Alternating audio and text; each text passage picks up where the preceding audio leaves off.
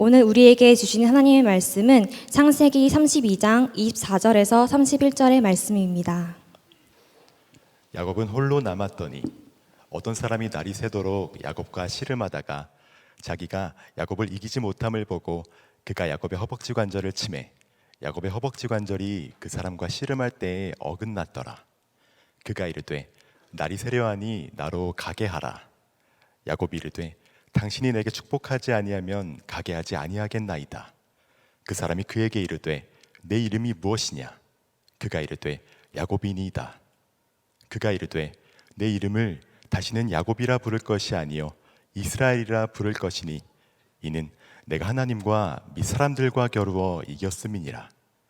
야곱이 청하여 이르되 당신의 이름을 알려주소서. 그 사람이 이르되 어찌하여 내 이름을 묻느냐 하고 거기서 야곱에게 축복한지라. 그러므로 야곱이 그곳 이름을 브니엘이라 하였으니 그가 이르기를 내가 하나님과 대면하여 보았으나 내 생명이 보전되었다 함이더라. 그가 브니엘을 지날 때에 해가 돋았고 그의 허벅다리로 말미암아 절었더라. 버트랜드 러셀이 나는 왜 크리스천이 아닌가라는 책에서 자기가 예수 믿을 수 없는 가장 중요한 이유를 예수의 부활을 믿을 수가 없다, 그런 언급을 한 적이 있습니다.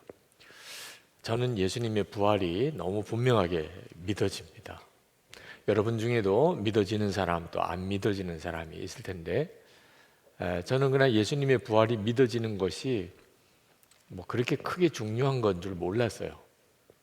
근데 그 정말 최고의 지성인이라고 할 수 있는 그분이 자기가 크리스찬이 될 수 없는 이유를 부활이 믿어지지 않아서 그랬다는 말을 듣고 믿음이 이게 보통이 아닌 것이구나 하는 걸 알았어요. 어떻게 당신은 믿느냐 설명할 방법이 없어요. 저에게는 분명히 믿어져요. 저는 하나님의 나라도 분명히 믿습니다. 천국과 지옥이 있다고 믿습니다. 그것도 얼마나 놀라운 일인가 하는 생각이 듭니다. 여러분, 천국과 지옥은 그 차이가 엄청나죠.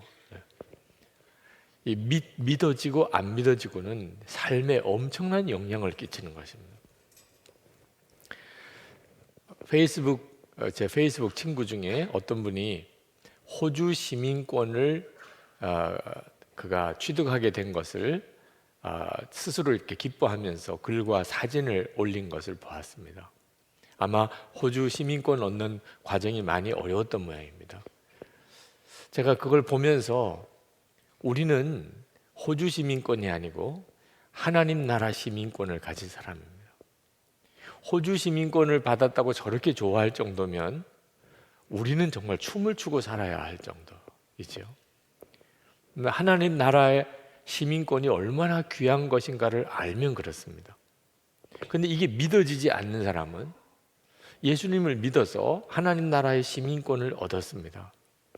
근데 실제로는 더 힘들기만 해요. 실제로 지금 우리가 살고 있는 이 세상에서는 하나님 나라 시민권을 가졌다고 해서 별로 특별히 득될 게 없습니다. 오히려 외국인이고 나그네처럼 사니까 세상 살기가 훨씬 어려워요. 그러니까 예수를 믿는다는 사람들 중에도 하나님 나라 시민이 되었다는 게 얼마나 좋은지를 모르는 사람이 많은 겁니다. 조그만 선물을 누구한테서 받아도 그렇게 기뻐하면서 이건 값없이 이 엄청난 은혜를 받고도 영생의 복을 받고도 실제로는 전혀 무덤덤하고 오히려 그걸 부담스럽게 여기는 일이 있다니 이거 정말 놀라운 일이잖아요. 만약에 여러분 100억의 수표가 있는데 그걸 받았어요. 그런데 수표가 뭔지를 전혀 모르는 사람은 진짜 정말 쓸데없는 종이 조각 하나 가지고 있는 거죠. 하나님 나라 시민권이 얼마나 귀한 것인가를 모르는 그리스도인이 꼭 이와 같습니다. 자기가 얼마나 엄청난 복을 받았는지를 모르니까, 그러니까 하나님 나라 시민이 되고도 기쁨, 감사, 또 정말 능력 있는 삶 다 누리지 못하는 거예요. 신앙의 전환점이 필요합니다. 여러분이 예수님을 믿을 때 신앙의 전환점이 옵니다. 그 말은 그저 듣기만 했던 내용이 믿어지는 역사가 일어나는 거예요. 이건 정말 놀라운 일이에요. 오늘 여기 본문에 야곱의 이야기를 우리가 읽었는데, 야곱이 형 에서와 아버지 이삭을 속이고 그리고 축복을 받았죠. 장자 축복을 받았습니다. 형 에서가 불같이 화를 내면서 죽이려고 합니다. 그래서 도망을 가요. 도망을 가다가 베델이라는 곳에 들판에서 노숙을 하는데 거기서 하나님을 만납니다. 꿈에 사닥다리가 보이고 천사들이 오르락내리락 하는 것을 이렇게 보는데 그 위에 하나님이 계셔요. 그 아버지 이삭으로부터 전해들은, 리브가로, 어머니 리브가로부터 전해들은 하나님, 그렇게 하나님을 알았어요. 하나님이 계시구나. 근데 사실 만나본 적이 없어요. 근데 그날 만났어요. 자기 인생에 가장 두렵고 힘들고 비참했던 그날, 노숙하면서 들판에서 그렇게 잠자던 바로 그때 하늘이 열리면서 하나님을 만난 겁니다. 그리고 하나님의 말씀을 들었어요. 창세기 28장 13절부터 보면 하나님이 이렇게 말씀합니다. 나는 여호와니 너의 조부 아브라함의 하나님이요 이삭의 하나님이라. 내가 누워있는 땅을 내가 너와 내 자손에게 주리니. 그리고 14절 이하로 내려가면 땅의 모든 족속이 너와 내 자손으로 말미암아 복을 받으리라. 15절에 내가 너와 함께 있어 내가 어디로 가든지 너를 지키며 너를 이끌어 이 땅으로 돌아오게 할지라. 내가 내게 허락한 것을 다 이루기까지 너를 떠나지 아니하리라. 그런 하나님의 음성을 듣습니다. 그리고 야곱이 고백해요. 얼마나 놀랐는지. 그가 16절에 이렇게 고백합니다. 여호와께서 과연 여기 계시거늘 내가 알지 못하였도다. 17절에 두렵도다.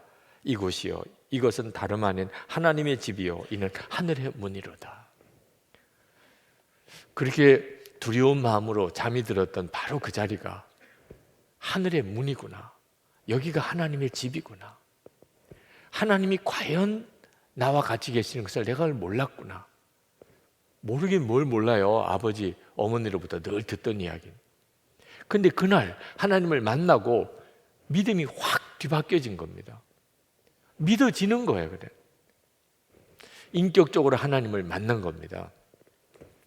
이렇게 되어지는 사건을 신앙의 전환점이라고 말합니다. 그때 야곱이 하나님에게 서원 기도를 합니다. 하나님, 정말 말씀대로 나를 가는 길마다 지켜주시고 먹을 거 입을 거 책임져 주시고 그리고 내가 순탄하게 아버지 집으로 돌아오게 해주시면 자기가 하나님을 섬기고 하나님은 나의 하나님이 되실 것이고 내가 반드시 11조를 드리겠습니다. 11조를 드린다는 말은 하나님이 내가 진정으로 섬기는 분이라는 뜻입니다. 마치 우리가 국민이면 세금을 내듯이 내 수입에 당연히 11조를 하나님께 드린다. 우리는 국가에도 세금을 내지만 하나님께도 11조를 드리죠. 그 말은 하나님이 나의 하나님이라는 뜻이거든요. 그렇게 고백해요. 그렇게 할 수 있었던 것은 신앙이 달라졌기 때문입니다. 하나님이 믿어지고 하나님의 약속이 너무나 놀라웠다는 거죠. 여러분, 우리도 부모님으로부터 들어서 하나님을 알 수도 있고 친구가 말해주어서 하나님을 믿을 수도 있어요. 누가 나에게 전도를 해줬기 때문에 내가 지금 이렇게 예수를 믿을 수도 있습니다. 이렇게 전해 들은 예수님으로 믿는 거죠. 근데 이제는 인격적으로 그분을 만나야 합니다. 이것이 신앙의 전환점이에요. 내가 사람으로부터 들어서 아는 믿음이 아니고 내가 친히 만난 하나님. 그래서 내 마음에 믿어지는 역사가 일어나는 이 신앙의 전환점이 우리에게도 일어나야 합니다. 더 이상 안 믿어진다 그렇게 말하지 마세요. 신앙의 전환점이 안 온 겁니다. 듣기는 들었는데 믿어지지 않을 때는 기도해야 돼요. 하나님, 제가 분명하게 인격적으로 하나님을 만나기 원합니다. 야곱에게 베델 들판에서 하나님을 만난 체험을 주신 것처럼 주님 저에게도 살아계신 하나님을 만나는 그 눈을 열어주시기 바랍니다. 여러분이 반드시 그리해야 합니다. 저는 예수님이 제 마음에 오신 것을 듣기는 했는데 믿어지지는 않았어요. 마음의 간절한 갈망입니다. 근데 제 안에 계시다면 왜 내가 모를 수 있을까? 그게 저에게 있어서는 너무나 심각한 문제였어요. 그런데 말씀을 통해서 주님이 제 눈을 열어주셨습니다. 예수님을 주님이라고 고백하고 하나님을 아버지라고 부르는 것이 다 성령의 역사라는 거예요. 말씀을 설교를 들을 때 은혜가 되고 찬양을 들을 때 은혜가 되는 거. 내가 원수도 용서해야 되는 마음이 내 마음속에 있다는 거. 하나님 뜻대로 살지 못하면 너무나 마음이 괴롭다는 거. 하나님을 위해서 뭔가 살고 싶은 소원이 있다는 거. 전부 성령께서 내 안에 계시기 때문에 일어나는 일이라는 걸 말씀을 통해서 확인하고, 그리고는 확실하게 믿어지는, 주님은 내 안에 계시다. 여러분, 믿어지는 게 놀라운 일입니다. 그런데 이 야곱의 신앙의 전환점은 한 번으로 끝나지 않습니다. 야곱이 분명히 베델 들판에서 하나님을 만났어요. 그분은 전능하신 하나님. 그런데 그 뒤에 야곱은 자기 노력으로 잘 살아보려고 무던히 애를 씁니다. 아직까지 하나님이 전능하시다는 것이 믿어지지 않은 거예요. 하나님이 계시다는 건 믿어요. 그런데 하나님이 전능하시다고 믿어지지는 않는 거예요. 그러니까 자기 노력으로 잘 살려고 발버둥을 칩니다. 그러다가 속기도 하고 억울한 일을 당하기도 하고 고생도 하고 발버둥을 쳐보지만 야곱에게 있어서는 진정한 구원의 누림이 없었어요. 그러다가 야곱이 야복강에서 하나님을 다시 만납니다. 그날은 이제 형 에서를 만나러 가는 길이에요. 고향으로 돌아가는 길입니다. 근데 형 에서가 자기를 받아줄지 확신이 없어요. 그래서 자기 종을 미리 보냅니다. 형 에서를 향하여 가서 우리 형을 만나면 누구냐 이렇게 물어보면 당신의 아우 야곱의 종입니다. 그리고 인사를 드려라. 그리고 분위기를 좀 살펴봐라. 형 에서의 그 마음을 한번 좀 너가 알아보고 오너라. 이 사자를 먼저 보내요. 근데 돌아와서 하는 이야기가 형 에서가 군사 400을 데리고 온다는 거예요. 아니, 동생을 만나러 오는데 군사 400을 데리고 온다. 그건 무슨 뜻이에요? 이제 이번 기회에 널 죽인다. 너 죽었어. 이런 뜻 아니겠나 하는 거예요. 야곱이 아무리 생각해도 형이 아직 나를 향하여 마음에 이 분노를 풀지 않았구나. 그리고 군사 400을 데리고 온다니 큰일 난 겁니다. 그래서 야곱이 어떻게 하느냐 하면 자기 재산을 반으로 나눠요. 모든 이제 소떼, 양떼들 전부 반으로 나눕니다. 왜 그렇게 하죠? 형 에서가 와서 진짜 내 재산을 치면 나머지 하나라도 가지고 도망가려고 그렇게 나눠요. 나눠놓고 났는데도 마음의 두려움이 없어지지 않아요. 그래서 그가 고민하다가 비로소 베델의 하나님을 생각합니다. 여러분, 진짜 하나님을 믿으면, 전능하신 하나님이 믿어지면 문제가 생기면 바로 하나님이 생각이 납니다. 내가 믿는 대상이 가장 먼저 떠올라요. 제가 군목 훈련 받다가 다리가 부러졌을 때 제일 먼저 아버지가 생각이 났어요. 왜냐하면 그때 아직 내 믿음이 하나님의 전능하심을 믿고 있지 않았던 거죠. 나중에서야 도무지 아버님에게 연락이 안 되고 이제는 수술은 받으러 가야 되고 그때서야 하나님 생각이 나더라고요. 야곱도 그랬더라고요. 자기 나름대로 이 방법 저 방법 써보다가 안 되니까 그때서야 하나님 생각이 났어요. 그래서 그 하나님께 나가 기도합니다. 야곱이 이렇게 기도해요. 11절, 창세기 32장 11절부터 보면 내가 주께 간구하오니 내 형의 손에서, 에서의 손에서 나를 건져 내시옵소서. 내가 그를 두려워함은 그가 와서 나와 내 처자들을 칠까 겁이 나기 때문이니이다. 주께서 말씀하시기를 내가 반드시 내게 은혜를 베풀어 내 씨로 바다에 셀 수 없는 모래와 같이 많게 하리라 하셨나이다. 베델에서 받은 약속으로 하나님께 기도를 했습니다. 근데 하나님이 응답하지 않으세요. 야곱은 하나님의 응답을 듣지 못합니다. 저도 3번 크게 하나님의 이름을 불러봤지만 마음에 시원한 응답이 없었어요. 왜냐하면 그렇게 하나님을 믿고 살아보지를 않았기 때문에 그렇습니다. 자, 야곱은 큰일 났어요. 하나님도 뭐라고 하시는지, 함께는 하시는지 도무지 알 수가 없었어요. 그래서 그가 이제 꾀를 냅니다. 어차피 형 에서가 치면 뭐 나도 죽고 재산도 다 뺏길 거, 형 에서에게 예물로 아예 따로 구분하자. 지금 생명이 달려있는 문제니까 재산이 문제예요. 그래서 재산의 일부를 형에게 주려고 이제 따로 떼놓습니다. 근데 이걸 어떻게 형에게 주느냐 하면 몇 대를 나누어요. 그래서 보냅니다. 이제 거리를 상당히 두고 한 대를 보내요. 그리고 형 에서를 만나면 이게 당신의 동생 야곱이 당신에게 주는 선물입니다. 그렇게 말하는. 그러니까 형 에서 입장에서는 자꾸 어떤 소떼 양떼가 옵니다. 근데 이 동생이 보내는 선물이래요. 야곱이 무슨 계산을 했겠습니까? 형이 마음에 화가 났더라도 이런 선물을 자꾸 받다 보면 마음이 풀려져서 그러면 나를 실제로 만나줄 때는 나에게 참 부드러운 마음으로 만나주지 않을까. 이게 하나님이 진짜 믿어지지 않는 사람, 전능하신 하나님이 믿어지지 않는 사람이 머리는 좋은 경우 이런 식으로 삽니다. 하여튼 자기 방법으로 어떻든지 살아보려고 무던히 애를 쓰는 거죠. 근데 문제는 마음에 평강이 안 온다는 거예요. 그렇게 수단 방법을 써보지만 마음이 평안하지가 않은 겁니다. 이제는 뭐 어떻게 도망갈 길도 없고 이제는 정말 형 에서를 만날 시간이 다가옵니다. 야복강에까지 왔어요.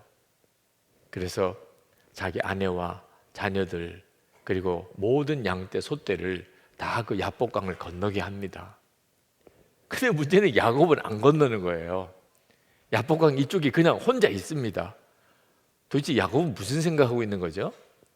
형 에서가 아직도 분노를 풀지 않고 그리고 아내와 아이들 다 죽이면 나라도 도망가야지. 진짜 정말 야곱은 야곱이죠. 하나님을 믿는다고 하면서도 진짜 하나님의 전능하심을 믿지 못하면 이런 꼴이 돼요. 누가 봐도 이건 정말 말도 안 되는 거잖아요. 아내와 자식들 다 죽여도 나라도 살아야 되겠다는 이런 생각을 하고 있는 사람이 어떻게 하나님을 믿는 사람이에요? 그런데 실제로 하나님을 믿으면서도 이렇게밖에 못 되는 겁니다. 왜? 하나님의 전능하심이 믿어지지 않는 거예요. 그 하나님이 능히 나를 지키실 것이라 이게 믿어지지 않는 거예요. 그러니까 하나님을 체험적으로 만나기도 했어요. 약속도 받았어요. 그런데 자기 문제가 해결이 안 됩니다. 그럴 때 신앙의 전환점이 필요한 겁니다. 우리의 믿음은 똑같은 게 아닙니다. 여러분 중에도 지금 이와 같은 사람이 있다면 여러분에게 신앙의 전환점이 필요한 것을 깨달아야 됩니다.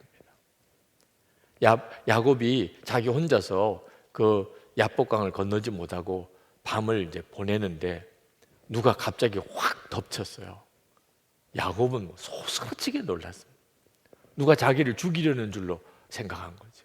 형이 보낸 자객인가 이런 생각도 하고, 그리고는 그 자기를 죽이려는 사람과 붙잡고 밤새도록 씨름을 했습니다.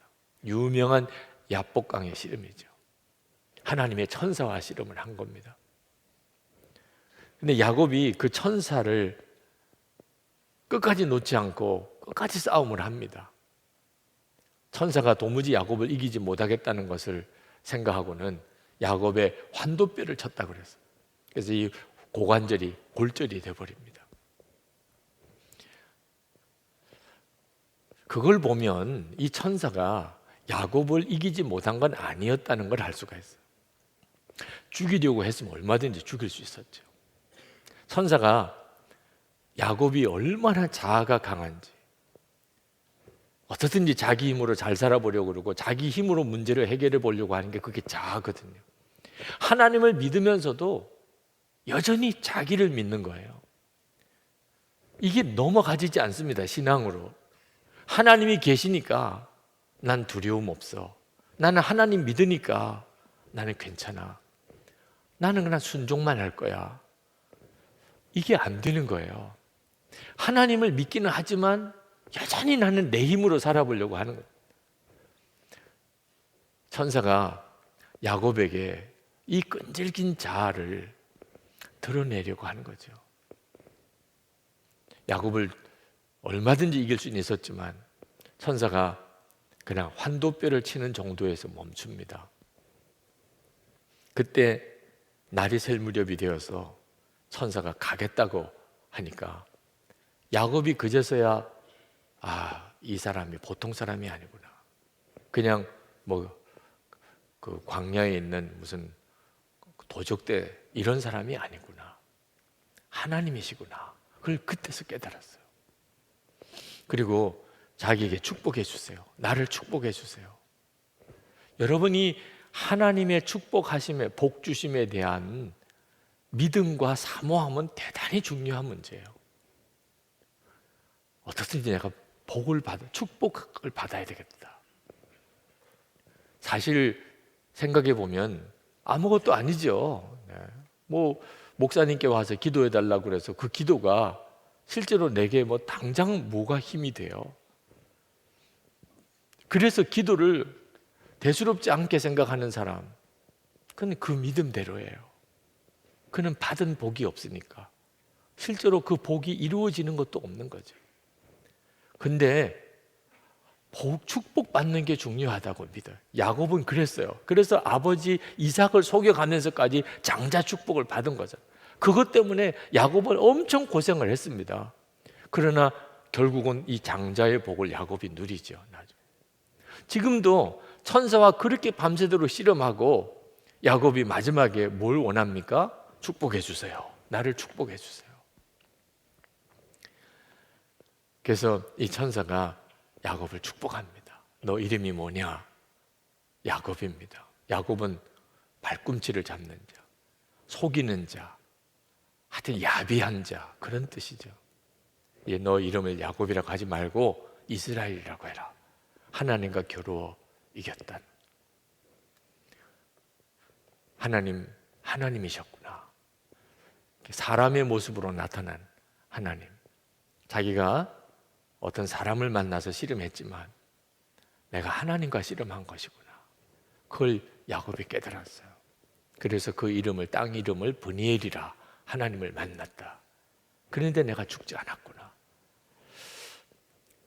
이것이 야곱이 또 한 번의 신앙의 전환점을 갖게 된 사건입니다. 그리고 에서를 그 다음 날 만나요. 아침이 되었는데 에서가 이제 도착했습니다. 근데 에서가 야곱을 불쌍하게 여겨요. 그리고 받아줍니다. 형제 사이에 아름다운 만남이 돼요. 왜 그랬을까? 틀림없이 야곱이 환도뼈가 위골이 되어서 다리를 이렇게 절뚝절뚝 밤새도록 천사와 씨름하느라고 온몸은 만신창이가 되고, 그리고 다리는 쩔뚝쩔뚝 절고 있는 야곱을 딱 보는 순간에 형 에서가 저가 무슨 엄청난 복을 받은 게 아니고 너무 불쌍하구나. 그래서 마음이 확 풀려진 것 같습니다. 다리는 위골되었지만 생명을 건졌죠.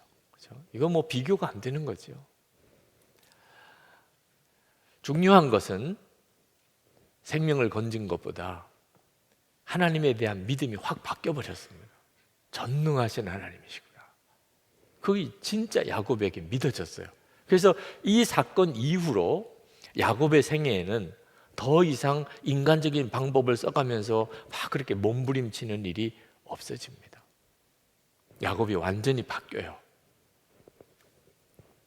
여러분, 우리에게도 또 한 번의 신앙의 전환점이 필요합니다. 지금 여러분의 믿음은 어느 단계인가요? 그저 들어서 하나님을 아는 정도인가요? 하나님을 내가 인격적으로 만나긴 했어요. 성령이 내 안에 계신 것을 알아요. 그런데 하나님의 전능하심은 확 믿어지지 않아요. 여전히 내 문제에 대해서 두렵고, 나는 잘 살 수 있을까? 잘할 수 있을까? 갈등하고, 하나님이 나와 함께 계신다. 주님은 나와 한 몸이셔. 그러니 뭐 내 인생이 걱정할 게 뭐가 있어요? 이런 믿음이 안 되는 사람, 아유, 뭐 체험적인 믿음이 있으면 된다고 그러더니 이렇게 생각하고 넘어갈 문제가 아닌 겁니다. 하나님, 제게 신앙의 전환점을 주세요. 전능하신 하나님이 정말 믿어지는 그 역사를 저에게 주세요. 여러분이 그렇게 기도해야 합니다. 이스라엘 백성이 가나안 땅에 들어가서 바알신을 섬기게 되는데, 이유는요, 하나님의 전능하심을 믿지 못해서 그랬던 거예요. 그 바알신이 농사의 신이고 그 땅의 풍요의 신이라고 들어가 보니까 그렇대요. 하나님의 전능하심이 믿어지면 무슨 소리야? 아, 들판에 광야에 있을 때나 가나안 땅에 들어와서나 하나님이시지, 이렇게 해야 되는데, 하나님을 안 믿자는 건 아니에요. 하나님은 하나님대로 믿고 농사의 신이라는 바알도 믿자. 둘 중에 하나라도 걸리면 잘 된 거지. 믿음을 가져도 이런 식으로 믿음을 갖는, 이게 바로 신앙의 간음입니다. 영적인 간음이에요. 이게 이스라엘 백성의 엄청난 죄였어요. 이유는 하나님의 전능하심이 믿어지지 않은 거예요. 그러니까 바알신에게 기웃기웃거리는 거죠. 여러분이 왜 믿음의 담대함을 잃어버렸나요? 하나님의 전능하심이 아직 믿어지지 않는 거예요. 하나님이 전능하시다고 들은 거하고 하나님이 전능하시다고 믿어지는 거하고는 완전히 다른 것입니다. 신앙의 전환점이 필요한 거예요. 그러니까 하나님을 믿는다면서, 하나님 안 믿는 거 아니에요. 믿는다면서 세상에 나가면 세상 사람들하고 똑같이 사는 거예요. 세상 사람들이 더 바라는 거 나도 더 바라고, 세상 사람들이 중요한 거 내게 더 중요하고, 세상 사람들이 좌절하는 문제 나도 좌절하고. 전능하신 하나님은 어디 계세요? 제가 서울대학교 개강 집회 갔을 때, 그때 교수님 한 분이 신입생들을 첫 수업을 할 때 예수님을 믿는 사람 누구냐 한번 손들어 보라고 해본대요. 그러면 다 이렇게 들거나 이렇게 들거나 제대로 드는 사람이 없대요. 예수 믿는 사람 누구냐 그러면 손 들기는 하는데 누군지 알기도 어렵대. 그래서 예수 안 믿는 사람 한번 손 들어보라 그러면 이렇게 든대요. 너무 마음이 안타깝다는 거예요. 여러분, 충분히 이해가 되죠. 충분히 이해가 돼요. 예수를 아예 안 믿으면 손도 안 들죠. 근데 이렇게라도 드는 거는 믿는다는 뜻이죠. 근데 이렇게 들려지지 않는 건 뭐지요? 하나님은 전능하신 하나님이라 아직도 믿어지지 않는 거예요. 그러니까 어디 나가서도 내가 예수 믿는다고 당당하게 말을 못하는 겁니다. 여러분, 우리에게 있어서 절박한 문제는요, 야곱보다도 더 클 수도 있어요. 야곱이 지금 형 에서를 만나러 가기 전에 너무나 절박한 문제에 봉착했었죠. 그게 계기가 된 거예요. 베델 들판도 마찬가지입니다. 그게 계기가 되어서 신앙의 전환점이 온 거죠. 우리에게 있어서 절박한 문제는 아직도 내가 전능하신 하나님이 믿어지지 않는다는 겁니다. 그게 모든 문제의 근원이에요. 너무라고 이렇게 붙은 거는 부정적인 의미가 있다고 그래요. 너무 좋다 이런 말은 사실 성립이 안 된다는 거죠. 왜? 너무는 부정적인 말인데 좋다는 것은 굉장히 긍정적인 거잖아요. 그러니까 너무 좋다는 것은 사실 문법적으로 잘 안 맞는다. 요즘에는 그게 이제 관행으로 여겨서 받아주기도 하지만, 자, 여러분, 너무 바쁘다. 요즘 너무 바빠. 쉽게 그런 표현 쓸 수 있지요. 어느 정도 바빠야 너무 바쁜 거죠. 기도할 시간도 없어요. 성경 볼 시간도 없어요. 주님과 동행하는 일기도 못 써요. 그러면 너무 바쁜 거예요. 그건 진짜 안 좋은 겁니다. 네. 너무 경제적으로 어렵다. 물론 우리가 다 경제적으로 힘들지만 너무 어려운 건 어느 정도 어려운 거죠? 11주도 못해요. 감사헌금도 못해요. 건축헌금도 못해요. 어려운 사람 도와주지도 못해요. 그건 너무 어려운 거예요, 지금. 그건 사실상 돈의 노예로 사로잡혀 있는 겁니다. 돈이 없는데 그러면 몰라도 돈은 있는데 11조는 못해요. 돈은 있는데 내가 어려운 사람을 돕지 못해요.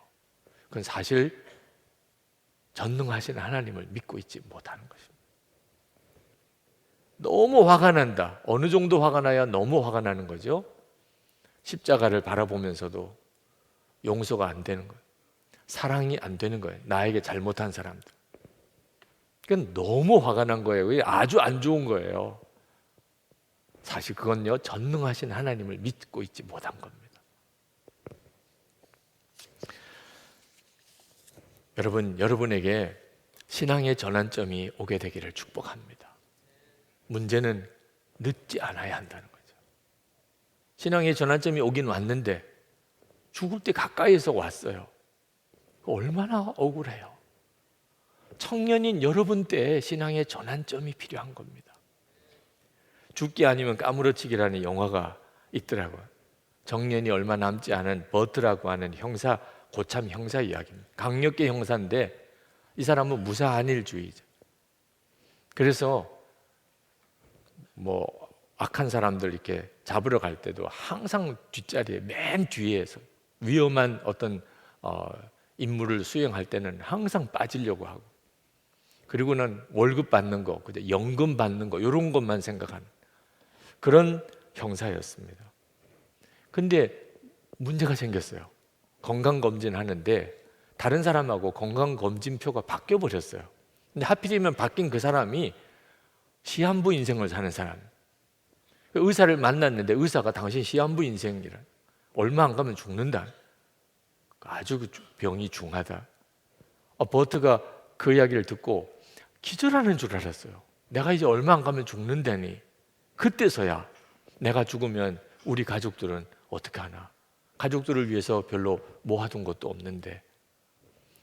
근데 무슨 이야기를 들었냐면 퇴직하기 전에 순직하면 보험금이 30만 달러가 나오는 거예요. 버트가 정신이 번쩍 났어요. 아, 내가 퇴직하지 말고 순직을 해야 되겠다. 그 말은 무슨 뜻이에요? 악당의 총에 맞아 죽는 거죠. 그래서 마음의 결심을 합니다. 내가 하여튼 임무를 수행하다가 총에 맞아 죽으면 우리 가족들은 30만 달러를 받을 수 있지 않을까. 그때부터 그는 사건마다 막 최전선에 나갑니다. 죽으려고 각오를 해서 나가니까 오히려 안 죽어요. 계속 공을 세웁니다. 악당을 잡아만 와요. 분명히 죽으려고 하여튼 총알이 날아오는 쪽으로 갔는데도 자꾸 총알이 비껴가는.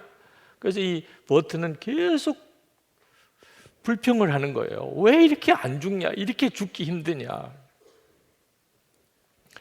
표창은 계속 늘어나는 겁니다.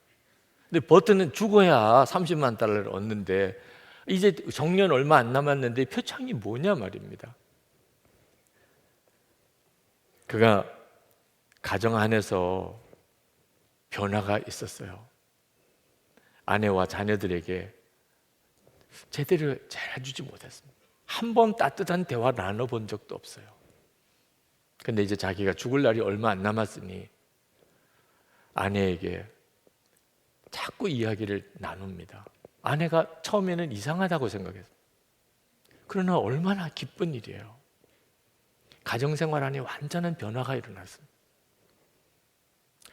버트가 큰 결심을 합니다. 그 도시에 형사, 경찰들을 조금도 무서워하지 않는 그런 악당 중에 악당이 있었어요. 단독으로 그를 잡으러 갑니다. 죽겠다는 거죠. 저 사람이면 나를 죽일 거야, 이렇게. 그것도 혼자서.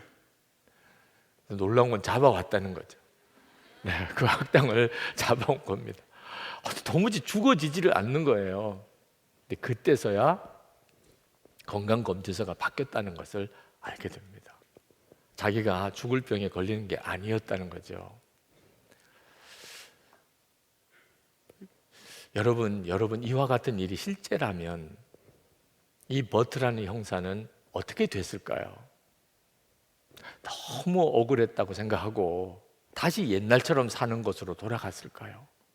아니면 이제는 어떻게 살아야 된다는 것에 대해서 눈이 뜨이고 그대로 변화된 삶을 살았을까요? 틀림없이 두 번째였을 거예요. 그 영화 속에 이런 에피소드가 나옵니다. 어떤 동네 꼬마 아이가 짝사랑하는 여자아이를 사랑을 고백해야 되는지 너무 부끄럽고 거절당하면 어떨까, 그런 참 마음의 고민을 가지고 상담을 해옵니다. 딴 때 같으면은 귀찮아서 들어주지도 않으려고 하지만 버튼은 그 아이의 이야기를 들어요. 그리고 진심으로 충고해 줍니다. 가서 사랑을 고백해라.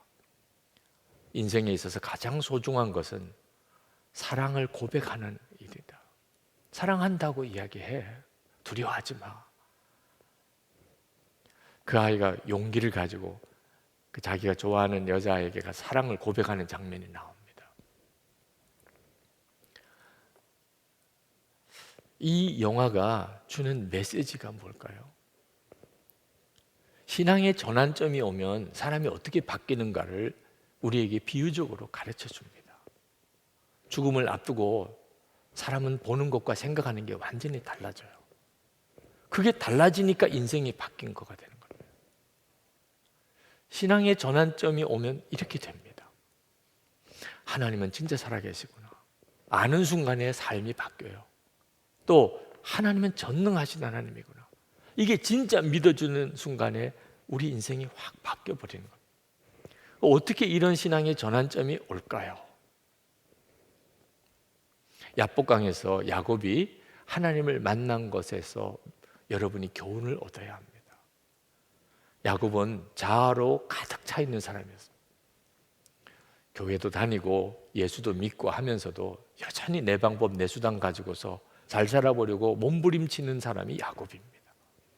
근데 야복강에서 그게 깨진 거예요. 자기 힘으로 도무지 할 수 없는 한계에 부딪힌 겁니다. 그때 하나님의 손에 의해서 야곱의 환도뼈가 위골이 됩니다. 그리고는 그는 다리 저는 자가 돼요. 이제 도망도 못 가요. 다리를 저니 꼼짝없이 죽은 거죠.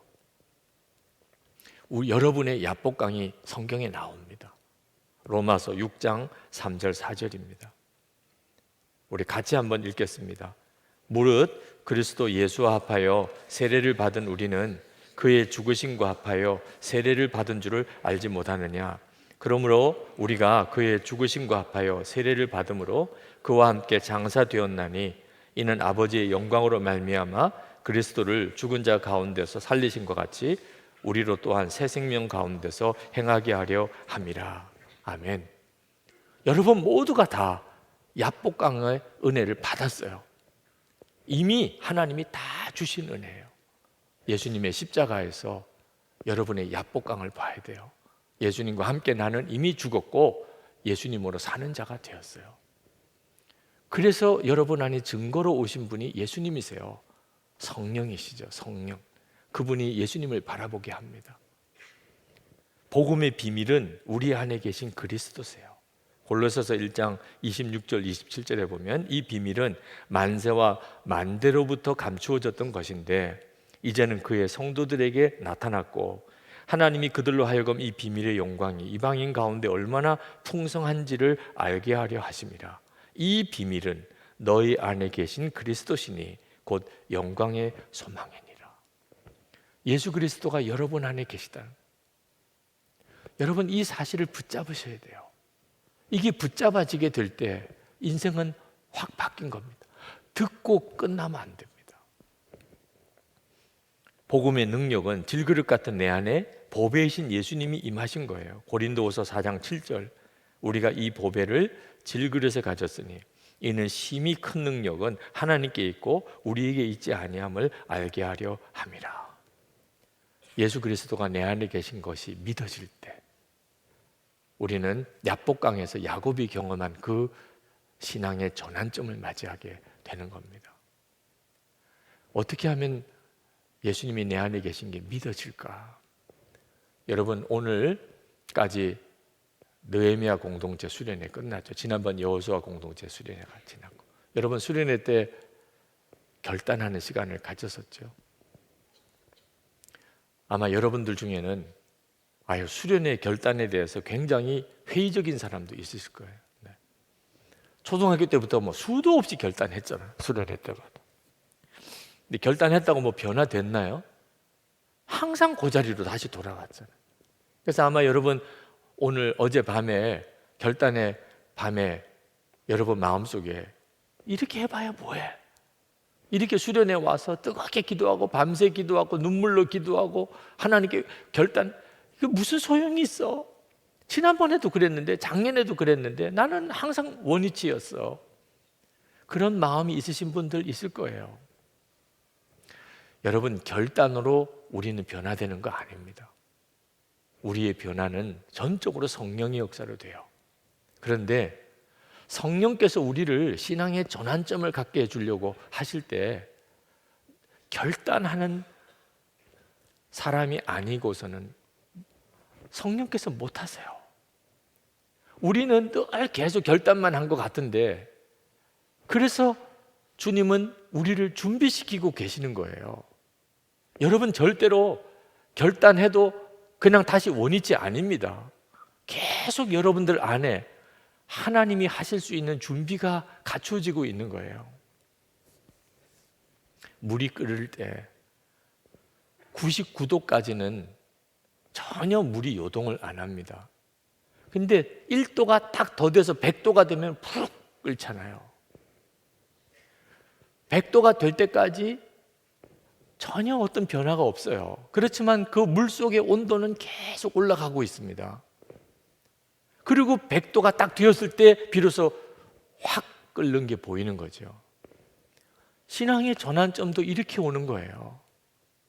여러분, 신앙의 전환점이 있기를 그냥 막연하게 기다리면 평생 안 옵니다.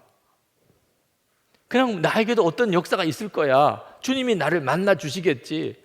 아니에요.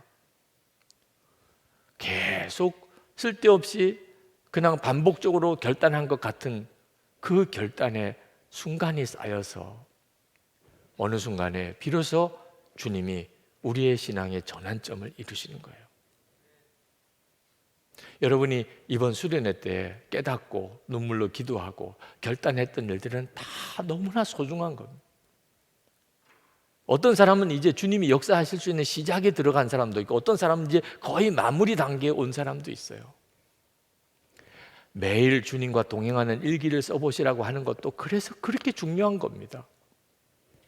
한순간에 성령의 역사를 기대하지 말고 매일매일 주님을 바라보면서 주님과 동행하는 일기를 써보세요. 그렇게 한 달이 되고 3개월이 되고 1년이 되고 어느 순간에 갑자기 내 속에 성령께서 내 눈을 열어주시고 내 귀를 열어주시고 이제는 믿어지는 겁니다. 주님이 나와 함께 계시다. 그분은 전능하신 하나님이시다. 그러면 이제 인생이 완전히 달라지게 됩니다.